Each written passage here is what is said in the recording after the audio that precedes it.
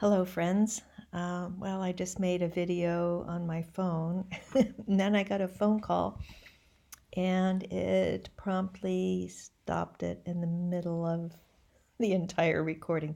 So now I'm going to try a different method, and hopefully this will work and won't be too jiggly as it's sitting on my lap. So this is video number 4. And it is going to span the years of 2013 through 2015. And I'll back up a little bit to right before I moved from the home that I lived in and raised my family in. And I had left out an important aspect in the last video. And that was the aspect of the support of the spiritual community for my teacher. And right before leaving that house, I went to 2 different talks by 2 different teachers. And once again, I'm not using names. Both of these teachers are very well known. One a bit more than the other, perhaps, and highly published teachers. So the first one I went to, I could feel a very deep energetic pull to go to this talk, and I was on my way up, and without going into details, the message to me as I was asking a question, which was kind of rare for me to get up and do that, the message was very clear to go back to the organization. So that was one message. And then during the other talk, it was a little bit more overt. And both of these talks were in 2012, I believe. The other talk actually used the name of my teacher by his name. Nobody ever does that. In fact, nobody ever mentions his name at all. So that was a very clear and obvious message to indicate their support of my teacher. Now, both of those incidences pretty much kept me quiet about talking about any of this information that I hold for a very long time. It was clearly felt that my teacher had the backing, the support, and really the respect of the spiritual community, which is not a surprise, actually. So I felt obligated to hold on to this information. Information that wasn't mine and that had accidentally fallen on me. I wasn't purposely targeted, as I indicated in the previous videos. So that was a very important point. Also, before leaving, I had gotten into a very serious flow of not resisting what is. It was a very deep surrender, and during one of those times I could feel that I had approached this threshold where I could actually feel that nothing had ever happened. And in that feeling, there was this deep resolution with my teacher. So there was a very deep emerging feeling of wanting to pursue that type of deeper surrender. So these 2 fellows end up packing up my house, and I moved. At the 11th hour, found a place on the other side of town that was an unpermitted apartment. It didn't have any kitchen. and was not supposed to be rented. And on my way there, I had the distinct feeling of being caught, of being trapped, checkmated, as some friends call it. That was most definitely the feeling.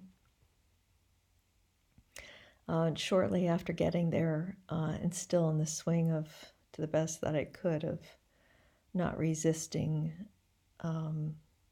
what were felt to be impending awful circumstances, I experienced a very deep, deep love, unlike anything that I had ever experienced before. I can only, what comes to mind is that it was a kundalini feeling of love, something I had never felt. So there was this paradoxical feeling inside of me of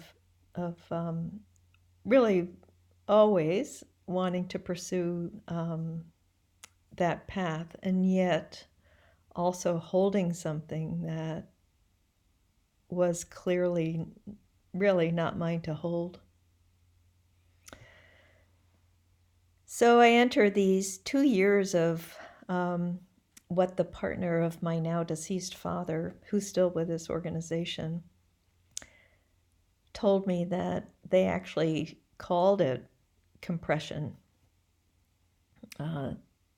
That word is a very polite word for what occurred over the next 2 years while I was at this place.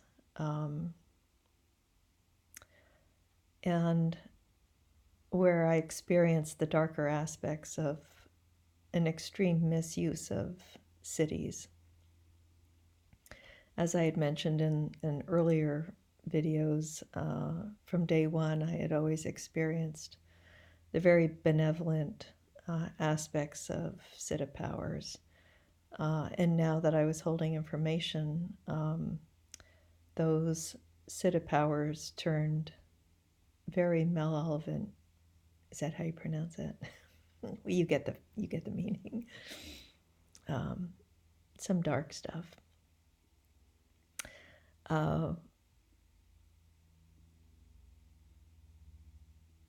As I also mentioned in the earlier videos, some friends had been sent to be with me, not only for companionship, but for control. One of them had come and lived with me for a short while I was at the house that I had just sold. And then there was another one that had been sent for companionship and for control while I was at this house, this interim apartment. They said they didn't know each other, but the first guy said, "Keep exercising. He doesn't like overweight women." And so I thought, okay. So the part, while there were many, many aspects of siddha powers affecting the environment, my 2 cats died. There were ants all over the place. When I was up the coast for a weekend, the next day I got a call about my storage unit had been broken into, and everything that I owned that was anything of value had been taken. My mother had just given me all this jewelry, some of it very old American Indian jewelry, all that was taken.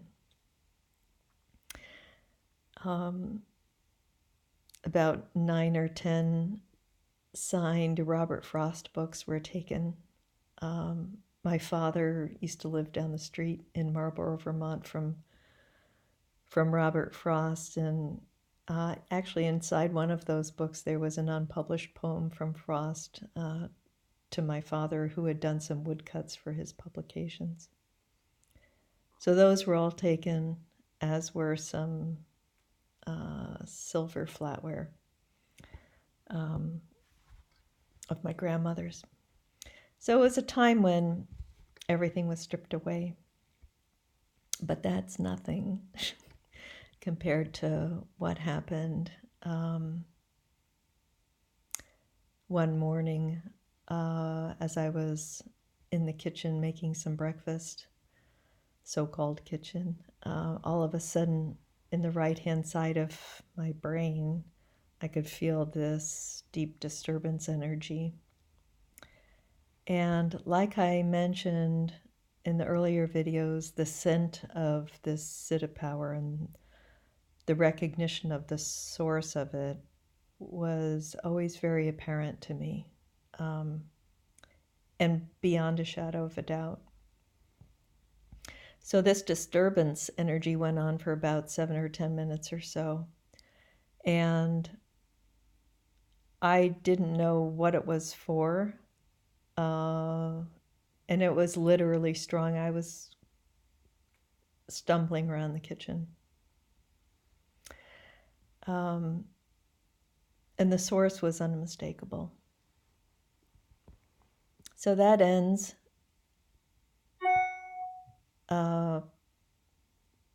between 7 and 10 minutes. Hard to say how long that went on for. And the next day, I had a breakfast meeting with the man who had been sent to be with me in the other house. And when I sat down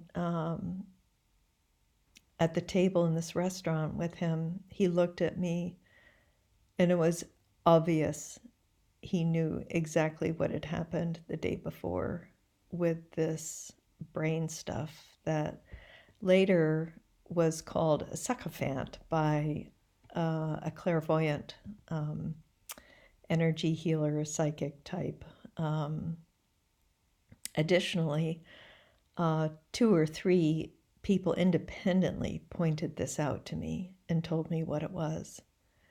The purpose of which was to see my thoughts, to see through my eyes, and to hear with my ears. So this disturbance energy, this placement in my brain field by my teacher, basically,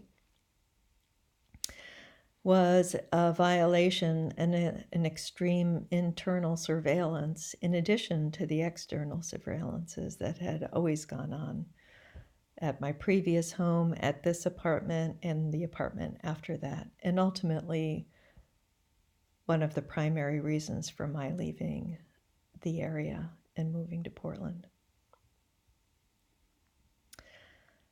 So that was one of the primary things that happened while I was at this apartment, in addition to everything being taken away. And I'm going to go look at my notes to see if I'm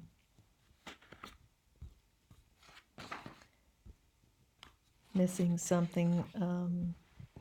During these compression years was also obvious the support from other teachers during this time.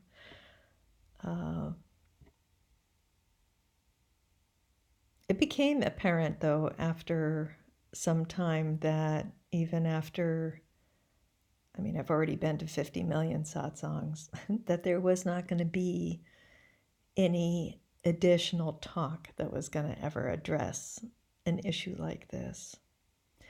So going down that road and really hyping up the seeker energy in my own system was something that ultimately I had to draw a close to. I had to draw a close to the very thing that I always felt was originally the greatest help.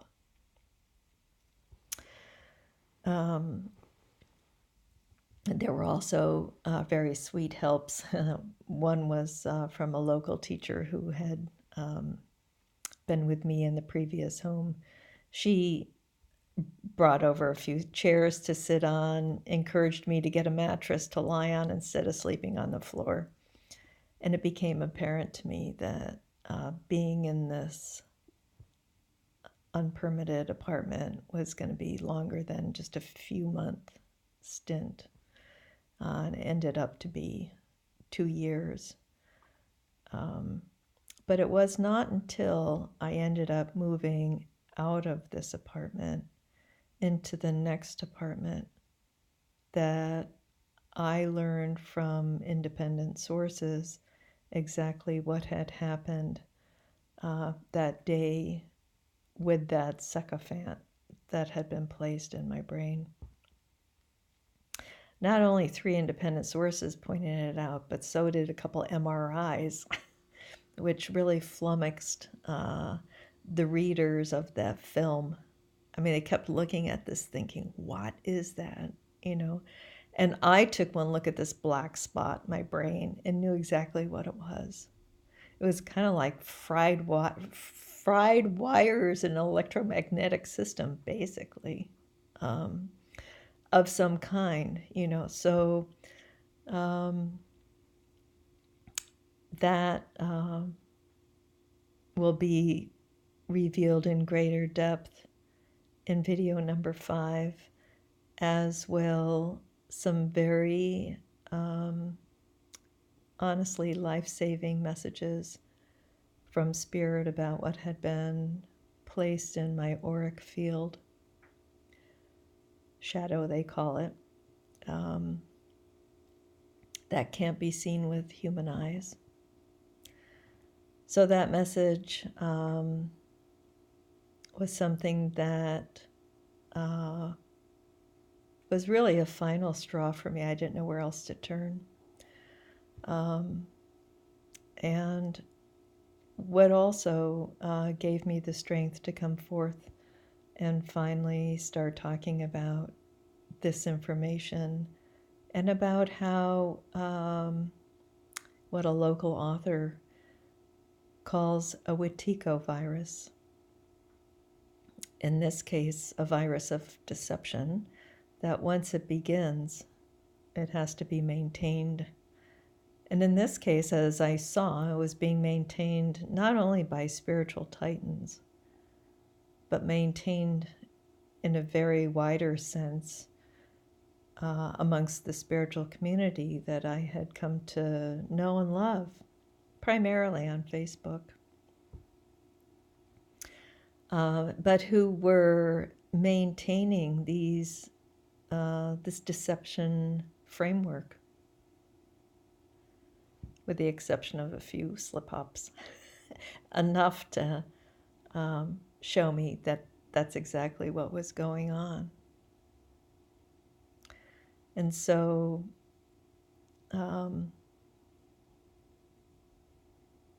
it's my job to keep an open heart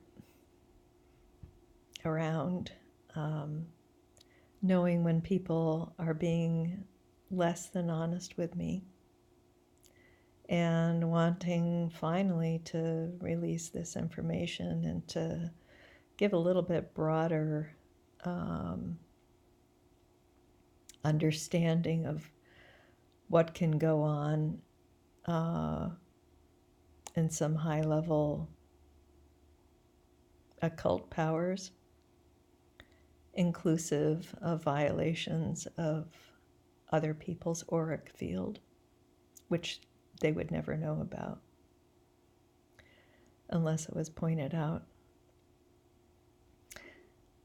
So that'll be discussed in greater detail in video number 5. And I hope you join me. So until then, lots of love and namaste.